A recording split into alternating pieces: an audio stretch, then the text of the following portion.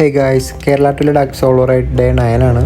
അപ്പോൾ ഇന്ന് നമ്മൾ മധ്യപ്രദേശ് ടു ഉദയ്പൂറാണ് പോകുന്നത്. 300 കിലോമീറ്ററാണ് ഇന്നത്തെ നമ്മുടെ ടോട്ടൽ ഡിസ്റ്റൻസ്.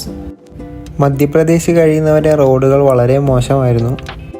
രാജസ്ഥാനിലേക്ക് കയറി കഴിഞ്ഞാൽ പിന്നെ കൂടുതലുള്ള കാഴ്ചകൾ ഇതാണ്.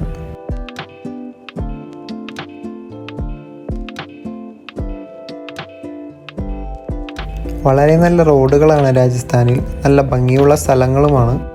രാജസ്ഥാനിലെങ്കിലും മഴ പെയ്യില്ല എന്ന് വിചാരിച്ചാണ്, അവിടെയും പെയ്തു. 3000 കിലോമീറ്റർ ആയിട്ടും വന്നില്ല എന്ന് വിചാരിച്ചേ ഉള്ളൂ, അപ്പോഴേക്കും വന്നു. ഒരു 8ൻ്റെ പണി കിട്ടി.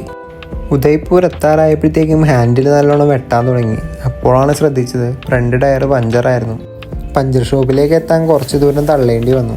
ഇത്രയും ലഗേജും വെച്ച് പഞ്ചറായ വണ്ടി തള്ളാൻ കുറച്ച് ബുദ്ധിമുട്ടാണ്. പഞ്ചർ കിറ്റും എയർ പമ്പും കരുതുന്നത് വളരെ നന്നായിരിക്കും. ഇതൊരു പാഠമായി. ഡൽഹിയിലുള്ള നമ്മുടെ ഒരു ഫ്രണ്ടിൻ്റെ അഡ്രസ്സിലേക്ക് എയർ പമ്പും പഞ്ചർ കിറ്റും ഓർഡർ ചെയ്തിട്ടുണ്ട്.